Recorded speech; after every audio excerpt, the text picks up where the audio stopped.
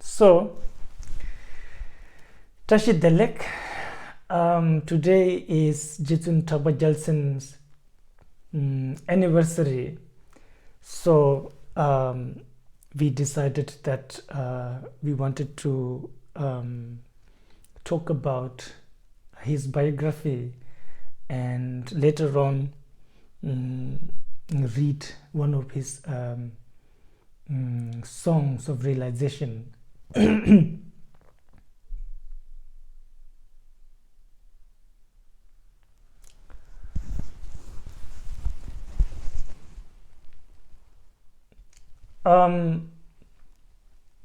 Like most of the early Sakya masters, his biography is also not complete in one text. So I will be referring to three different texts. One is his biography written by Sakya Pandita, his main student, and then another is the one which is based on his sort of teaching, what he revealed to his students, his sort of secret biography about his dreams and visions. And then the third, I will be depending on Lamde Kokpup.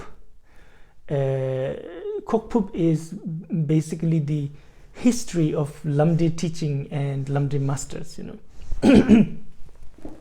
So from there also we find some extraordinary accounts of Jetsun Drakpa Gyaltsen. So also I want to make it a bit short, not so long that I have been told people get discouraged if teaching is 2 hours long, which could be. But since this is all stories, I thought it's not so tiring to listen to, and it's all wonderful accounts of Jetsun Drakpa Gyaltsen, especially him. It's really such a clean sort of biography. Really, it's an account of how a true practitioner, a true yogi lives one's life, completely clean.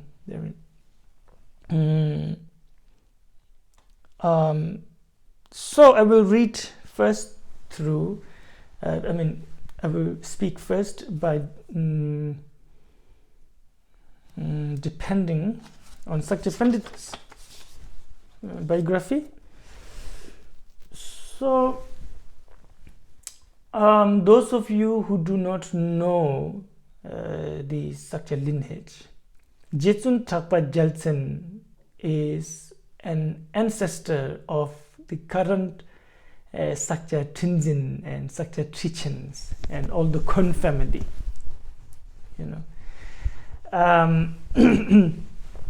So you can see that this family has been with Tibetan Buddhism for more than 1,000 years.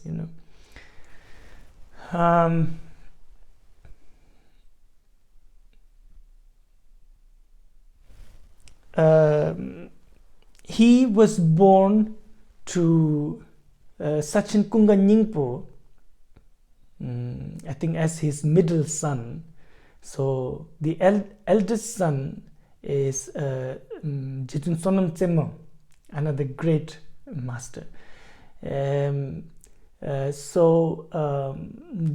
the middle son being Jetsun Drakpa Gyaltsen himself. Then there is one more. There are, I'm sure, many other siblings too, but prominent ones, were these, I think.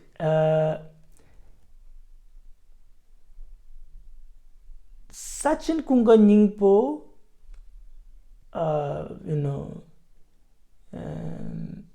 became Jetsun Drakpa Gyaltsen's main teacher, and also his brother Jetsun Sonam Tsemo became Jetsun Drakpa Gyaltsen's main teacher.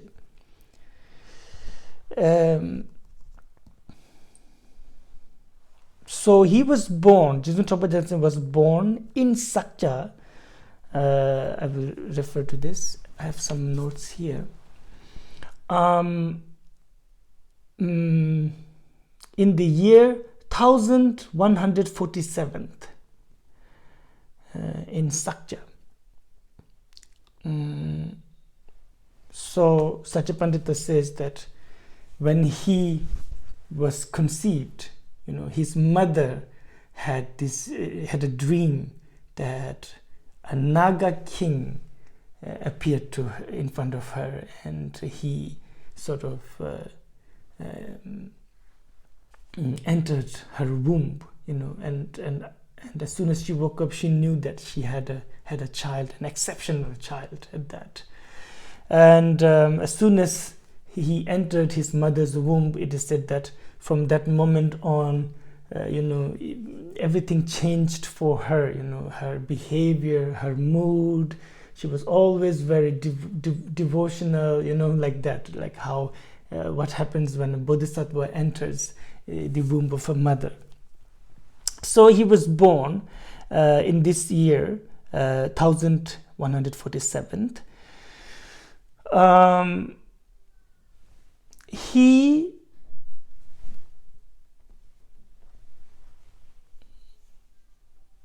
being very exceptional, there aren't that many details about his childhood, but it says that when he was 8 years of age, from that such a tender age, he took the vow of Tsangbarchu Beginyin. It's very, very similar to what we have in India. Sort of our Hindu brothers have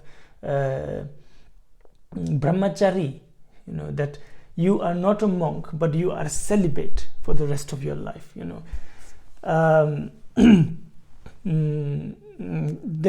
haven't been many Tsangbarchu Beginyin in Tibet, except his brother Lopen Sonam Tsemo, who was also a celibate his whole life, but also being a lay practitioner, and now him. At the age of 10, he studied the 20 stanzas of Bodhicitta and many Vajrayana texts, which he also taught at the tender age of 11. So the earlier masters, teachers, Sakyapa teachers especially, are like this. They really are exceptional since early age, and when we look at some of the current sort of young Sakya Dungses and Jetsun Mas, they really remind us of these early masters because they're very similar. At the age of 12 is when he, ordinarily we should say, he had the first taste of wisdom, so to speak, his inherent wisdom.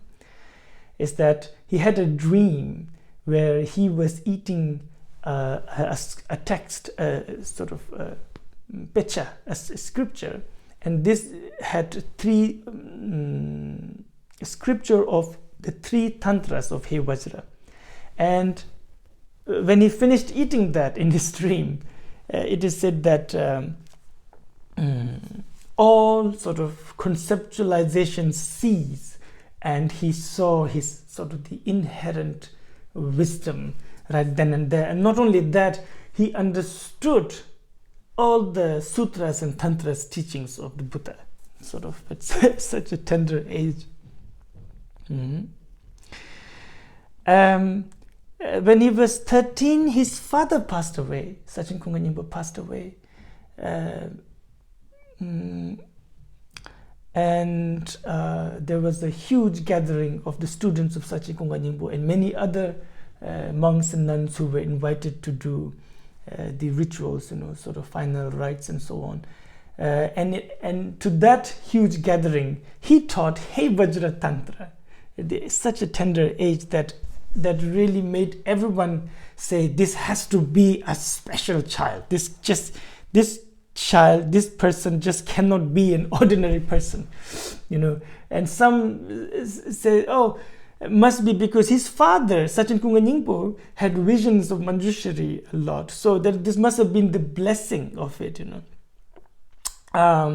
In reality, it was that he himself was an emanation of Manjushri. When we think about the prophecy of Atisha, when Atisha was passing near Sakya, which was not Sakya at that time, just an empty land, he saw that there will be 7 emanations of Manjushri in future in this place, So Jetsun Drakpa Gyaltsen is considered as one of those 7 emanations of Manjushri. So he had exceptional intelligence, It's a sign of a great bodhisattva. So from then on, at the age of 13, he started teaching, and it is said that until he passed away, he almost never ceased teaching. And at such a tender age of 13, he in principle became the head of Sakya, although he never really officially became the throne holder until he was, I think, 26. 26 years old. But his brother, the head of Sakya now, elder brother, he left to pursue his studies in Tsang as a part of Tibet. So Jetsun Drakpa Gyaltsen was mainly now responsible for teaching in Sakya, and he taught there a lot, and he studied from many teachers, from Tibetan masters, Nepalese masters, and it is said that many times when he would really want to receive teachings from Virupa, all he had to do was make offerings, and pray to Virupa, and Virupa will appear, and give teachings to him. And this is what he told some of his close students. So like that, when we read through this type of biography, it's just like a fairy tale. It's so perfect and so spontaneous, so easy, seemingly easy, but obviously this is a story of someone who is either already completely awakened Buddha, or who is someone. Or is someone who is well on his way to become Buddha soon, So obviously his biography is not going to be ordinary. Anyway, I would like to jump a little bit. So,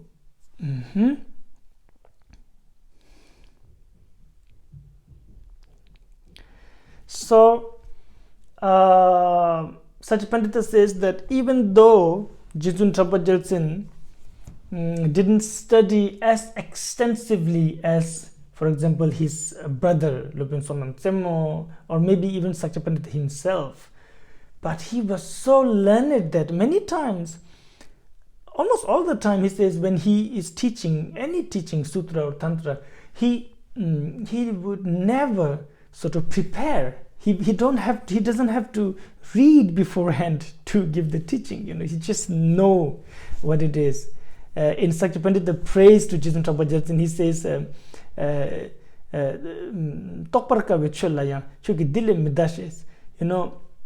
that teachings which are extremely difficult for most to understand, you would say, that's all there is, So it's sort of obviously not like in arrogance, but as a mere fact that for him everything was so easy, like his mind was like an ocean, and the rivers would just flow, unceasingly. Rivers of wisdom, it would just flow unceasingly. So he obviously taught a lot in Sakya. I think from the age of 13, and especially when he became the 5th throne holder of Sakya at age of 26, until he passed away somewhere 70, 71 of age, he taught unceasingly. So he produced a lot of students, and especially the Lamde lineage continued through him. So obviously he was really learned. So we have a lot of sutra and tantra teachings, and not only that, we have his writings on medicine, we have his writings on astrology, and like that, so grammar. So he was really exceptional, and some of his writings, Sakya Pandita says, is really one of its kind, and it's really true. I have here, this is what I wrote many years ago, because I just fell in love with his praise of He Vajra. I'm not going to read it here, but I just want to show it how special this one is now. It's just one sentence. The whole thing is just one sentence, the actual praise. So the actual praise will start from here, and all this is just one sentence. So page number 1, page number 2, all this continuing is just one sentence until, where is it? Here. I make prostrations until here. And that's just, unimaginable for a bookworm like myself. Well, I used to be a bookworm, so I just admire it so much. And he was a yogi in true sense. He would really let go of everything, especially, he would make huge offerings, during the anniversaries of the passing of his father. And then when his brother passed away, he would make huge offering. And then his younger brother, who went to become a translator, who went to study in India, and he passed away in Magadha. During that time too, he made huge offerings. Especially before he passed away, he made huge offerings for the to his teachers. I think it was also an anniversary, and he literally gave everything for others, or as offering, that when he passed away, all he had, they found out that all he had was his clothes that he was wearing, and a vajra and a bell and some important ritual implements. And in some texts we find that he had a copy of Bodhisattva Charavatara, ways of Bodhisattva, and that was it. He had nothing else. So such a clean sort of biography. I really admire it.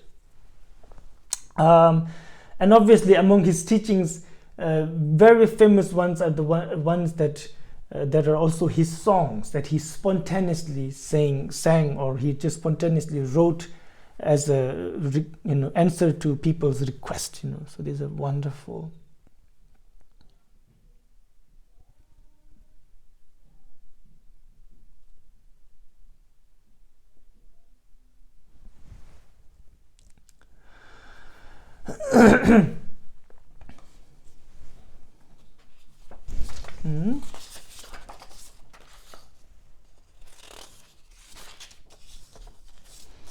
So I'm going to Sakya Pandita list the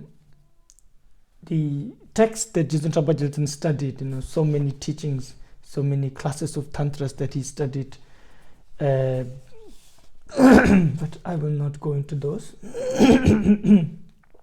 And then Sakya Pandita doesn't elaborate much, on his extraordinary qualities, and he says that there have been many accounts that gave us a conviction that he really has high realization, and things like clairvoyance and all these seem to be very easy for him, but since I do not have the permission from my teacher to talk about these, I will not. Sakya Pandita was his nephew, also one of his main students, and I'm sorry, also also one of his main students. So Jetsun Drakpa Gyaltsen was the main teacher of Sakya Pandita.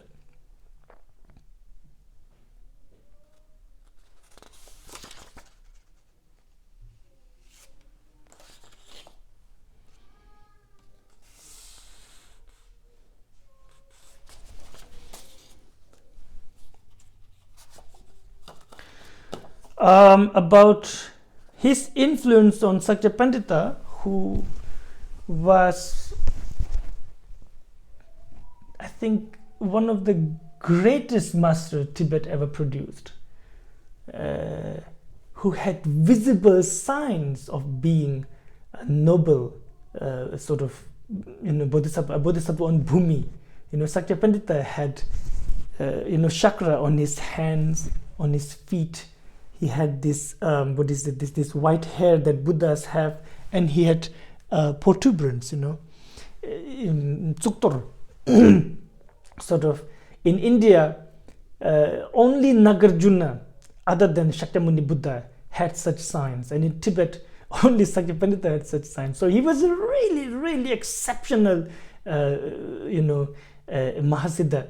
And Jetsun Drakpa Gyaltsen was the one who could tame Sakya Pandita. And this is what Jetsun Drakpa Gyaltsen told Sakya Pandita too, that you can only be tamed by me, because Sakya Pandita was so learned and his realization was so high that, not anybody could become his teachers, obviously. And how Sakya Pandita gains his realization, it says that when Sakya Pandita was young, very young, he would always request Jetsun Drakpa Gyaltsen to give him Guru Yoga teaching. Jetsun Drakpa Gyaltsen always says, no, you only look at me as your uncle, so then you will not get the blessing of Guru Yoga. But one day, Jetsun Drakpa Gyaltsen became very, very sick, very ill, and for days and weeks on end, he couldn't even get up, to clean himself and so on. So Sakya Pandita worked tirelessly, cooking, cleaning, like this, and serving his teacher. And during those times, it is said that Sakya Pandita's sort of a lot of obscuration, like negative karma, got washed away with this type of serving his teacher, act of serving his teacher. So that then one day Jetsun Drakpa Gyaltsen said, okay, now you are ready to receive Guru Yoga. And he gave the Guru Yoga initiation. And while the initiation was going on, Jetsun Drakpa Gyaltsen transformed into Manjushri, that Sakya Pandita could see and actually touch, like right in front of him, and that gave him the taste of ultimate wisdom. Some say it was then when Sakya Pandita reached the first bhumi, and some say it was later in his life when Jetsun Drakpa Gyaltsen appeared again. Sakya Pandita was on his way to meet the Mongolian emperor. That on the way he saw many people suffering, and especially there was one practitioner, one monk who was suffering a lot, who was alone, who didn't had any attendant to serve him, and he was sick, and he had lice all over his body, and seeing that, Sakya Pandita became very, very sad, and he complained basically to Buddhas and Bodhisattvas that how could you let an honest practitioner suffer like this, and as a reply, many deities appear, like especially then Jetsun Drakpa Gyaltsen appears with Virupa and Nakpupa, and at that time Sakya Pandita gains the first bhumi, some say that, and according to Sakya Pandita's life story, it was that time when he sort of started having the chakra, and all these started appearing on his body, Anyway, so Jetsun Drakpa Gyaltsen was a teacher like that. He was really, really exceptional. Now I will go read his own accounts of his dreams, and I want to remind you that when he talks about his dreams and his experiences, it sounds like it doesn't necessarily sound like he was a Buddha or a great Bodhisattva. It sounds like he was a Bodhisattva, but who was still struggling on the path, So, but this was his what we call it Tumungi Namtar. It's not really his true sort of account of his realization, but more to inspire students, that what he displayed. So he says, when I was 18 years old, around one day around noon time, I fell asleep, and I found myself reciting Manjushri Namasangiti, chanting the names of Manjushri, something that I have never memorized before, but in my dream I could recite it, and I could remember that I have memorized it in my previous life. As I was reciting it, when I had finished half of it, I woke up. And even when I woke up, I could still continue, in reciting it, he says. Then the next year, when I was 19, when I went to the place where Sachin Kunga Nyingpo passed away. There again, around noon time, I went to sleep. I fell asleep.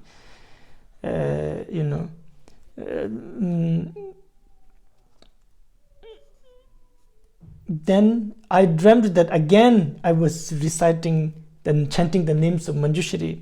But this time I finished it. I read it, I recited it whole without, looking through memory. Like that.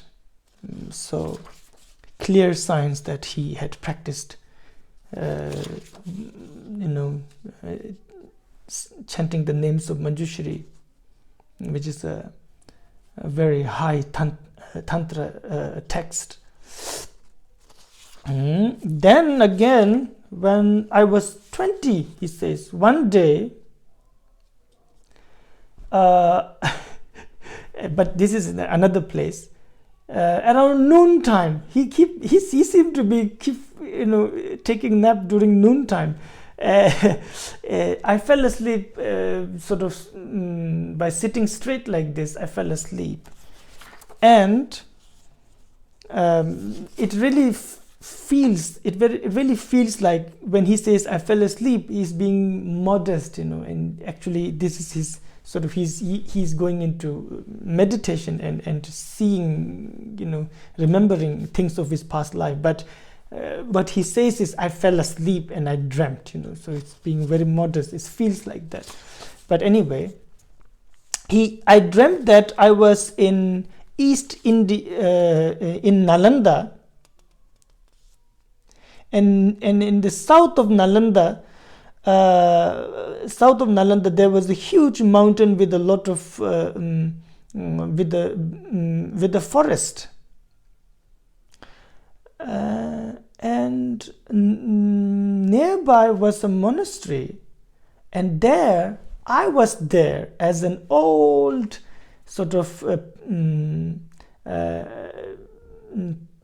mantrika. Old mantrika, meaning it's not a monk, it's a lay practitioner, yogi, pandita.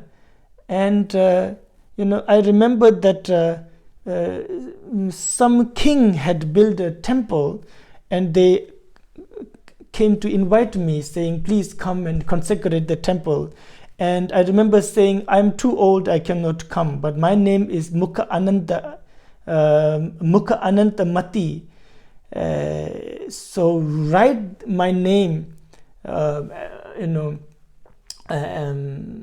the door of the temple, and this is the consecration. No need, this will protect you, protect the temple and bless the temple. And later invite one of my student, a great pandita, to do the consecration. So I remembered that, and then I also remember how this old yoga master died. Then after that, I remembered I was again born as a old sort of monk pandita near Vulture's Peak. Then I died. Then I remember after that I was born in Odiana, where there was a huge sort of rocky mountain, and near that mountain was a monastery, and there was a old a monk, pandita meaning a learned master, learned teacher, we can say like that, pandita. So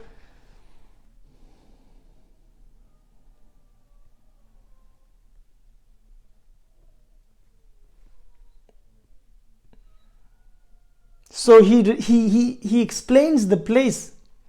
He says, and on the right side is like that, on the left side, and if there is a stair towards the east, and if you when you climb that stair, and then you can see sort of another monastery like that from his past life, he remembers.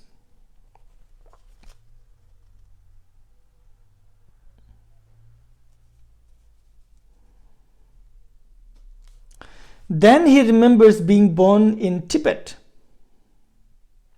where he is an old yogi who is teaching, chanting the names of Manjushri a lot, and he saw that his father was also one of the students, and he was the teacher, Sachin Kunga Nyingpo. And he remembers that there was a text, and at the beginning of the text, it was written Topka Judan Chopai Tsenji Tonum Dubai. Anyway, I don't have to explain that, but he remembered that, and later he tried to, somebody brings the text to him, and then they look in one text. It says it was exactly like that as he remembered. One text it says the text was there as he said that it would be there, but the writing was not there. But anyway. So in this way, he said, from then on, I could remember 7 lifetimes. And this, Sakya Pandita says, this really is the sign that he had accomplished chanting, a practice of Manjushri, and especially he is a great yogi of this Tantra, chanting the names of Manjushri, because, these are the benefits, the result. That of what happens is that then you will remember your previous lives, and you gain wisdom, and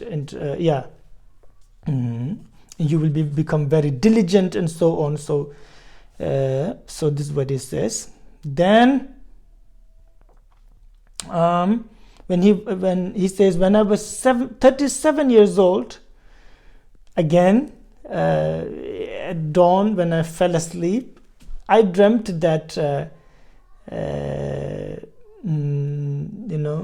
I was in front of the stupa Dungsep, or I was in front of the remaining of my Lopa Rinpoche Sonam Tsema, my brother, who apparently had just passed away in my dream, and from there I heard a voice, that said, you will be born after this in sort of in a world which is north of earth, far away.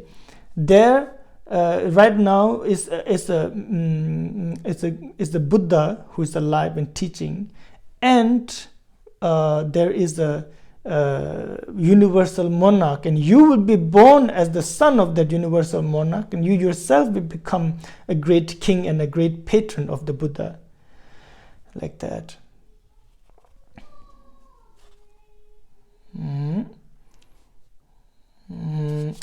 So like this, so many. I'm afraid the video is becoming too long, but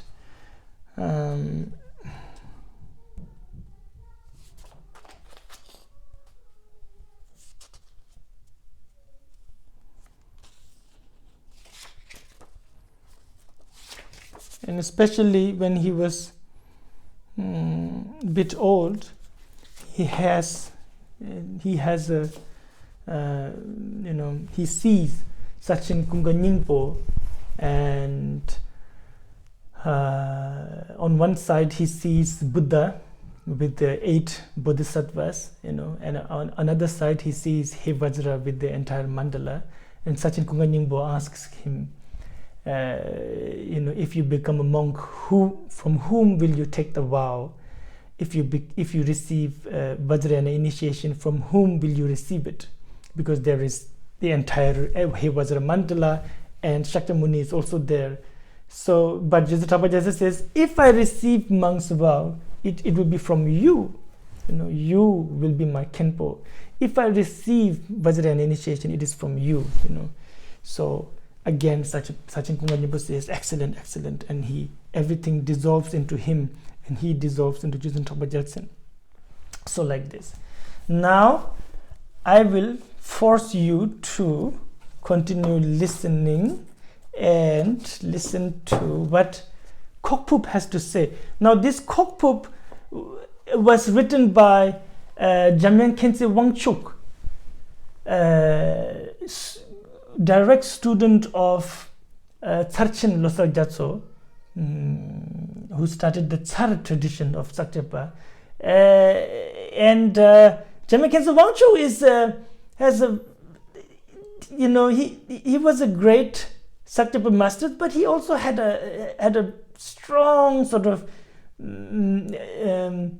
affinity to Nyingma tradition, and I think a Shangpa tradition too, but mainly very strong affinity to the Nyingma tradition. And according to Tulku Rinpoche, Lodo Thai, the first Kongtul, he was actually supposed to be a great Terten, but because of his upbringing as a monk, and because he studied all these sort of, he was trained as a Sakyapa master, he says that create obstacles for him to become a great Terten. Jamyang Khyentse Wangchuk,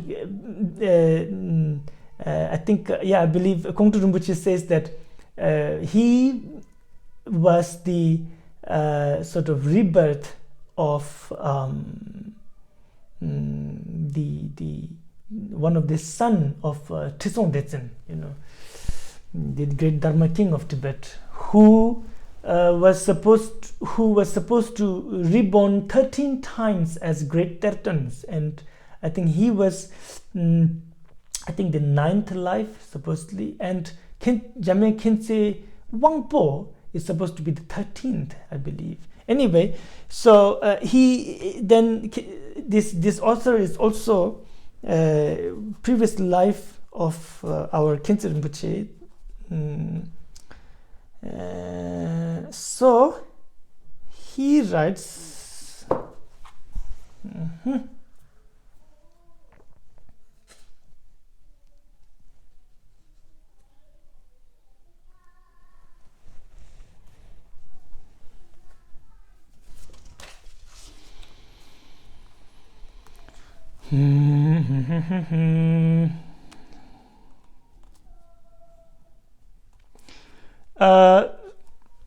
One of the great quality of Jetsun Drakpa Gyaltsen, he says, is that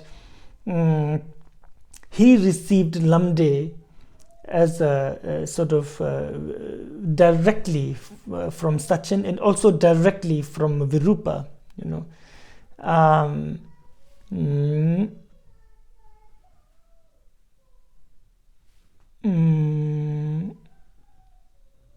So he says his biography, one should refer to other texts, but here I will mention some of the special qualities of this master.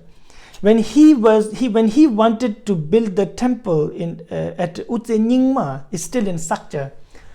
Sakya used to have more than 108 temples, so Jetsun Drakpa Gyaltsen, obviously during his time it was still, it's the beginning time, so to speak. His grandfather started the Sakya temple, built the first, and then his father and his brother, and now him. He wanted to build the Utse Nyingma temple, but there was a very strong Naga living in that place, and who was so fearsome that ordinarily people wouldn't even dare to look at his place, because everybody knew, okay, if you go there, something bad could happen to you. And his abode, which was not visible to ordinary person, it looked like huge sort of boulder, red sort of stones, rocks basically. So there Jetsun Drakpa Gyaltsen goes and he says, please go away, I'm going to build a temple. But the Naga doesn't listen, and he says, no, I have so much wealth here, so I cannot go. Jetsun Drakpa Gyaltsen asks him, so how much wealth do you have? How long will it take for you to transport all of your wealth to a faraway place? He says, if I just sort of carry my gold, from here to somewhere else, come back again, do that, it would take more than 1,000 years, So Jetsun Drakpa Gyaltsen cannot wait like this. So he says, okay, you don't have to go far away, but I still want you to go a little bit, further, so I can build a temple here. And he starts the ritual. He not only pushes the Naga with his abode, to another place, but also all those red stones, boulders started rolling up, and it says that even now when you go to Sakya, you can see those huge red boulders, stones all together, stacked, not really stacked, but all gathered together. That was because of Jetsun Drakpa Gyaltsen. Then when Nalanda was destroyed by people who really didn't like Buddha Dharma, the last abbot of Nalanda, Kashmiri Pandita Shakya Shri Bhadra, he kind of escaped, and he came to Tibet. And he came with the retinue of his students, who were all great learned masters. And in those days, these Indian masters, and rightfully so, because they were the real sort of, from their perspective, Buddha Dharma truly belongs to them, because there's Indian, so understandably. So then they would make fun of the Tibetans a lot, when they would come to Tibet, and then they see sort of some writings of Tibetans, they would debate, there's just so many accounts like this. And when Sakya Pandita first met Shakya Shri Bhadra was teaching Pramana Yukta Nidhi. It's a epistemology, Buddhist epistemology text. And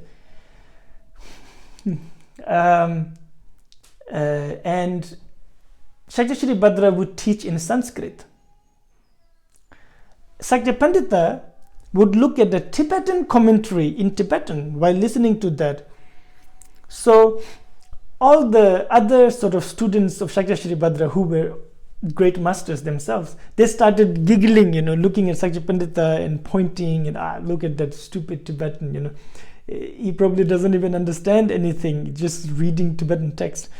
And then Sakya Shri Bhadra sort of stops teaching, and he asks, what is going on? So they say, oh yeah, this Tibetan boy is reading Tibetan text, and Sakya Shri Bhadra talks directly to him. What are you doing? I am teaching Pramana Yukta Nidhi in Sanskrit? Why are you reading Tibetan text? Sakya Pandita says, no, for me, I can understand it. So Sakya Pandita translates the Tibetan back into Sanskrit right in front of them without ever having studied Sanskrit before. So there were few people in Tibet that really impressed Sakya Shri Bhadra, because he's a great Indian master. He would see Tara every day when he would make Tara puja and offering, and receive teachings like that. Few masters of Tibet who really impressed him. So one is Sakya Pandita, who became one of his main students in Tibet. And then the other one is Jetsun Drakpa Gyaltsen. And then there's also Dikung Chopa Jigdem Sumgun, that he really impressed him too. But anyway, so Kashmiri Pandita, he came to Sakya. So all of his students, his retinue, they made a rule. They said, okay, so this Drakpa Gyaltsen may be a great yogi, but we are all really learned, and we are also monks. We are monks. So if he prostrate to us, we are not going to prostrate back to him. So they made this rule. Everybody agreed, with the Sakya Shri Bhadra too, the teacher. But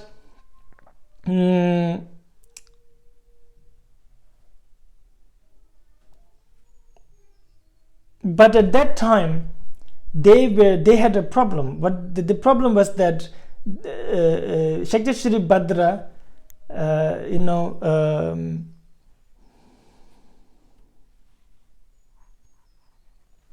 there was how to say, like a ghost, like a I don't know, like a spirit, so to speak. I don't want to use that term, but who was following Sakya Shri Bhadra. This person was a practitioner of Vajra Bhairava in his previous life in India, but because he wasn't doing it properly, he was born as a hungry ghost. So Vajra Bhairava, I think, has like 9 heads or something. So he had 9 goatees, 9 stacks of goatees, a stack of 9 goatees, and like that. And he was very powerful, and the master Sakya Shri Bhadra couldn't do anything. He couldn't kick him out. He couldn't tame this hungry ghost who was very strong and powerful and harming a lot of beings. So he also came to Sakya with these sort of gathering of these great Indian masters. When that happened, Jetsun Drakpa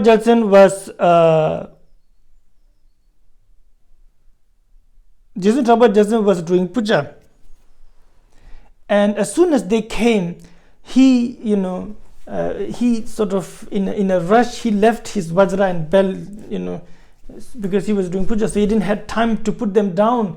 And also maybe it was his habit, I don't know, he just left them in mid-air, and he started taming this sort of hungry ghost, and then he made prostration to the Indian masters, and Sakya Shri Bhadra also made prostrations to him back.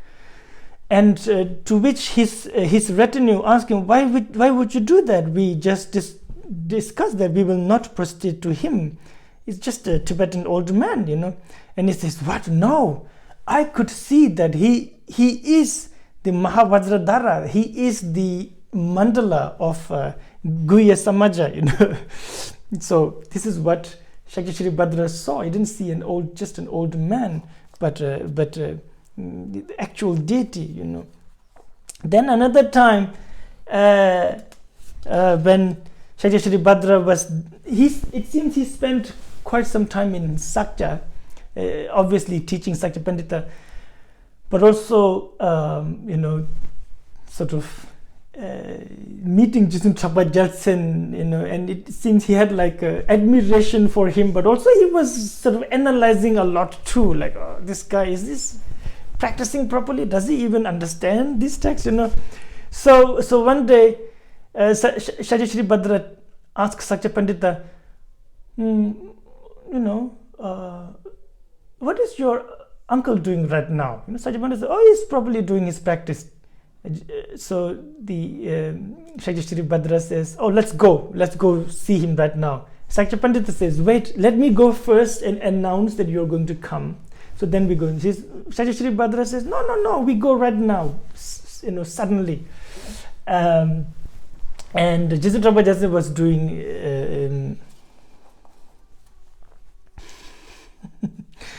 at that time he was doing practice of Guhya Samaja, and he had Vajra and Bell, and as soon as the great Indian master, the abbot of Nalanda, is entering his rooms, so Jetsun Drakpa Gyaltsen immediately got up and he forgot to put Vajra and Bell on the table, so they're just sort of suspending, sort of floating in the air.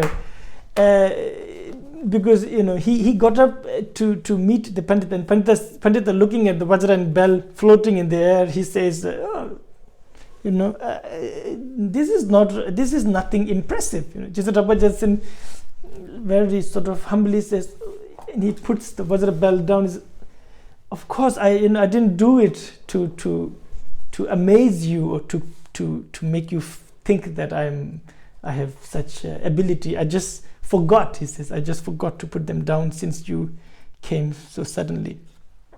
And so it is said that they became very close, so much that they even sleep in the same room. Meaning they would sort of put. I don't know if it's metaphorical or it's really as it is said here, that they would even put their pillows sort of together, and one sleep like this, another sleep like this. It's to show that how close they were, And the only fault Sakya Shri Bhadra could find in Jetsun Drakpa Gyaltsen's conduct, he didn't find any fault. The only fault he found was that the mala of Jetsun Drakpa Gyaltsen he thought it was not made properly according to the tantra, just that.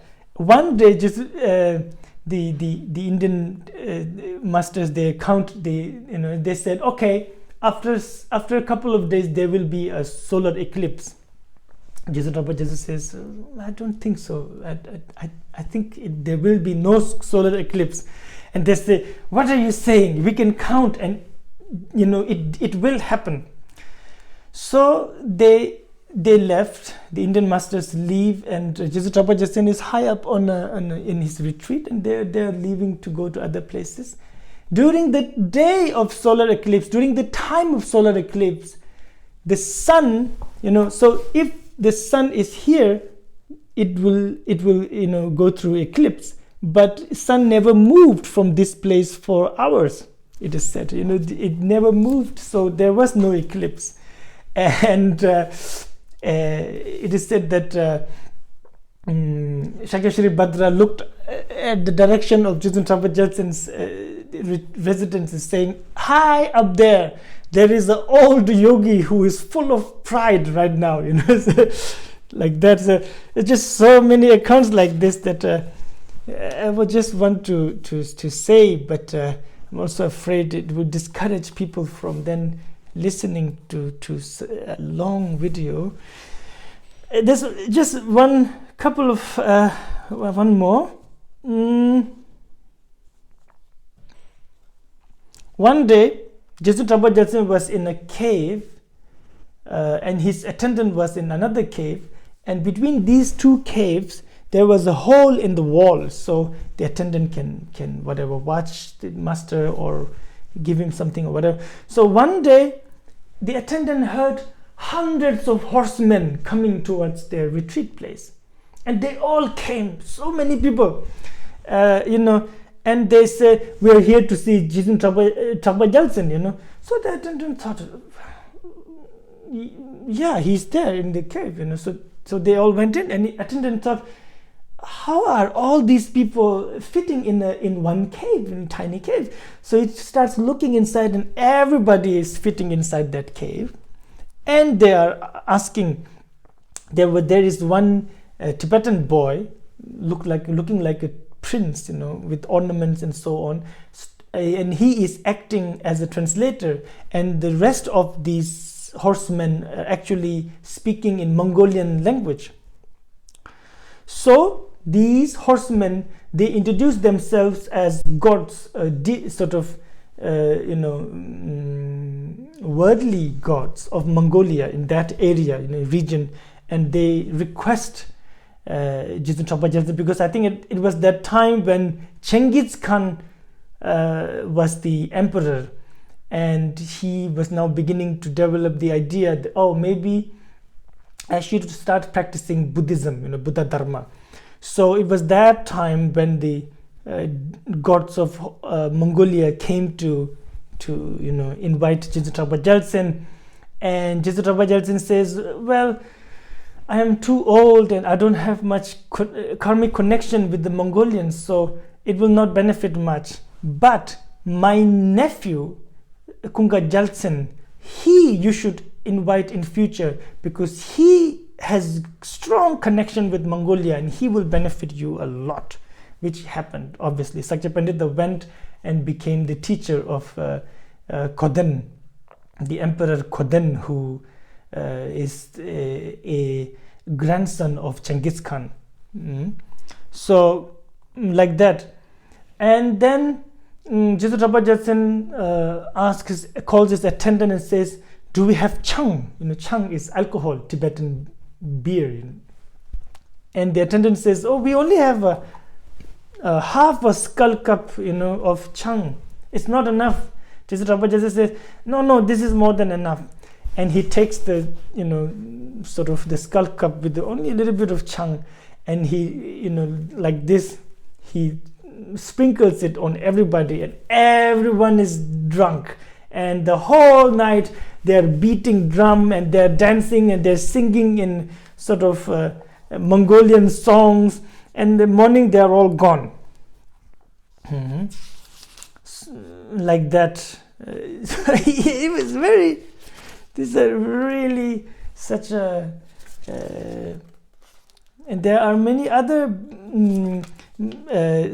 such extraordinary accounts, but I think these are too secret to reveal like this. These are only for those who are students of Lamde.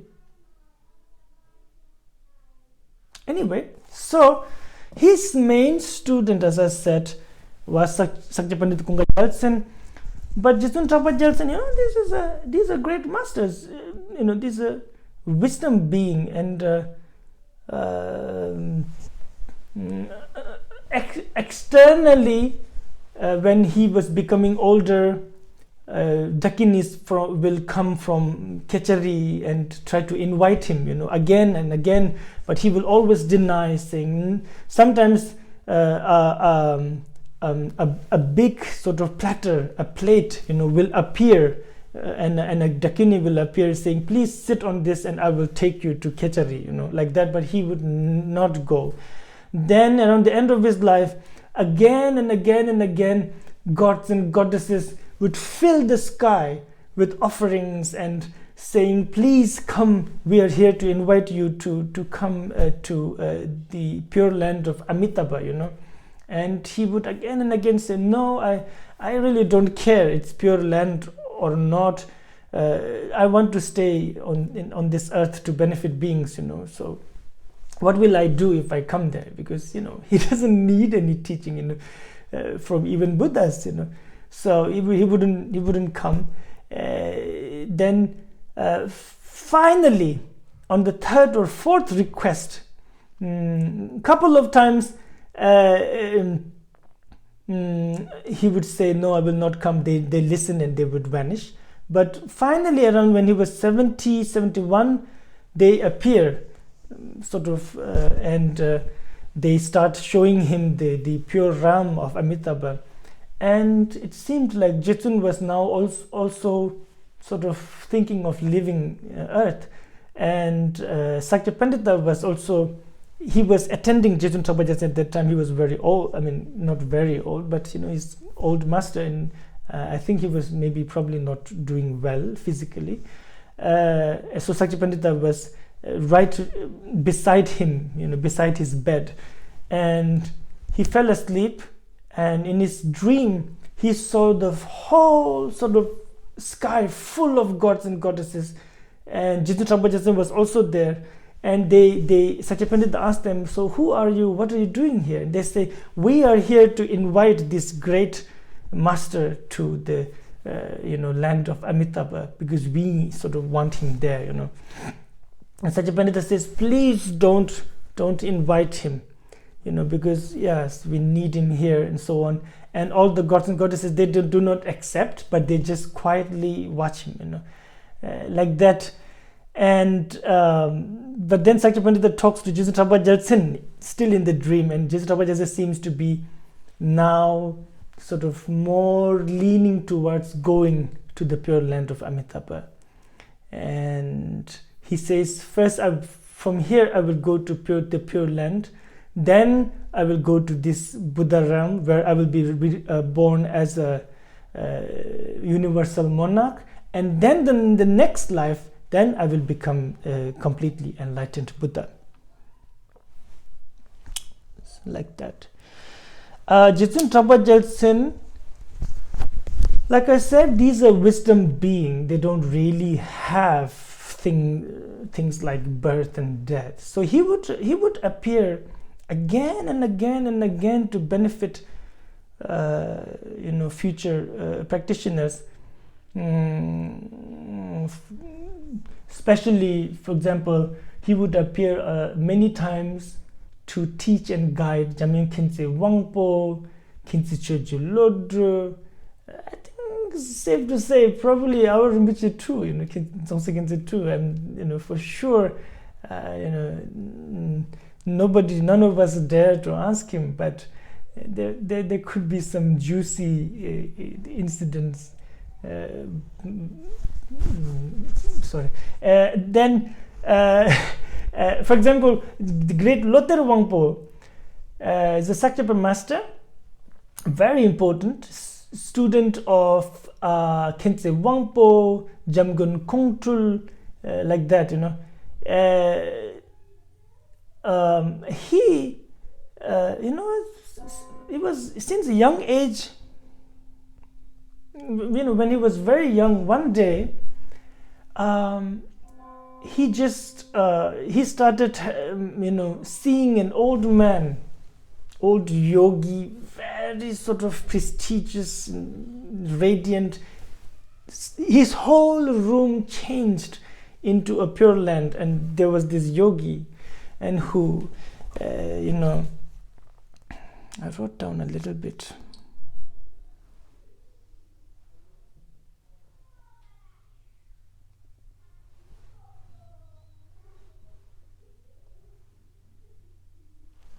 So, when he was studying a Tantra text, when Jamgon Loter Wangpo was very young, one day he sees an old master with a round head, white hair, and white clothes, and with a sort of big smile. And he says, son, I have been your teacher for many lifetimes, and in future you will be born in front of me. Like that. So he gives him instructions too, like go here, go there, study this. And when that happens, Jamgon Loter Wangpo, he then has the experience of wisdom, inherent wisdom, that not only that, after that, strong renunciation, strong bodhicitta, especially a strong wish to protect Buddha Dharma arises within him that's unshakable. And he says that he felt like, I could just sort of put my life at risk for the sake of Buddha Dharma, like that. He didn't know at that time who this old man was. So later he understands, that's Jetsun Drakpa Gyaltsen, who just appeared like this. So anyway, just wanted to share that because I always thought that was interesting. And also, it's good to know these accounts, because these masters are not just ordinary people. Ordinary people will live and we die and be gone. We're in the next life, and then nobody's going to see you again, so to speak, But this must their wisdom being, and we are their sort of a student, and if we would pray one-pointedly with devotion, for sure we will receive signs of blessing, and who knows, you might even get to meet Jetsun Drakpa Gyaltsen. But of course, devotion is the key. You really have to have devotion. And so this is the biography of Jetsun Drakpa Gyaltsen. To my best ability today, I have recounted. Sonam di tamji zigbanye tomne nyebedonam pamji di jegana jibolon tubai sibizule drawa show dowe dungal menji budewa tamji jungane tempanyer da kurdi na chedere ne juruchi lujal gawa nyar gawa shen tokene bon serine me tada dewa chanjuzum jorumbo jema jebonam jebodo jebonyamba me bayan kondo pelwara show jambal bayo jidar chemban kundu zambo deyan dejinde da gunji jesu dalu jingewa da tamje rabdo ngo Dijin Sheba Mitruk Jabishing Saja Penji Chanjunya Ben Mangashing to Tajapan Lobnum said the Pemata do Chevar show Tene Dewa just such a Jizukoma Shumana. Tulpe Sange Temba JJ show. Thank you.